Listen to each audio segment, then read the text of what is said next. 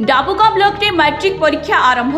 डाबुगां block रो 6टी matric परीक्षा केन्द्र रे आज मंगलवार परीक्षा आरंभ होईछि।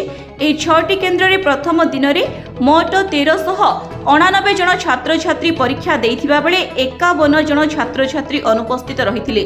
डाबुगां सरकारी पंचायत उच्च विद्यालय केन्द्र रे मोट 323 जन पिला पंजीकृत करिथिबा बेले एथिरु 302 जन परीक्षा देइथिबा बेले 21 जन पिला अनुपस्थित रहिछन्ति। एथिरे सुप्रिटेंडेंट भाबे प्रधान शिक्षक प्रभाष चंद्र राय, डेप्यूटी सुप्रिटेंडेंट मधुस्मिता नायक और सनोज कुमार महापात्र एवं 17 जन इनविजिलेटर परीक्षा दायित्व रहिछन्ति।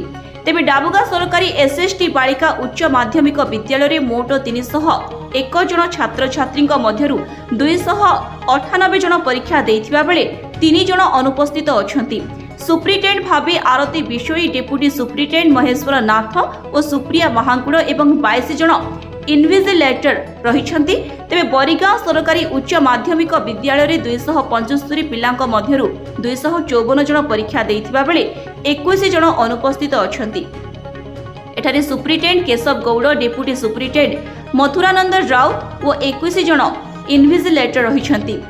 बड़ो ओलोमा सरकारी उन्नीत उच्च विद्यालय रे 162 जन पिलांक मध्यरु 160 जन देइथिबा बेले 2 जन अनुपस्थित थिले। सुप्रिटेंडेंट गौतम दास, डेप्यूटी सुप्रिटेंडेंट असित पंडा और 13 जन इनविजिलेटर परीक्षा दायित्व रहिछन्ति। मेदना सरकारी उच्च विद्यालय रे 146 पिलांक मध्यरु 143 जन परीक्षा देइथिबा बेले 3 जन अनुपस्थित थिले।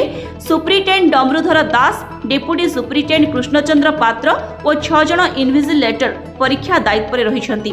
जबागुड़ा सरकारी उन्नीत उच्च विद्यालय रे 233 पिलांक मध्यरु 232 जन परीक्षा देइथिबा बेले जणे अनुपस्थित थिले।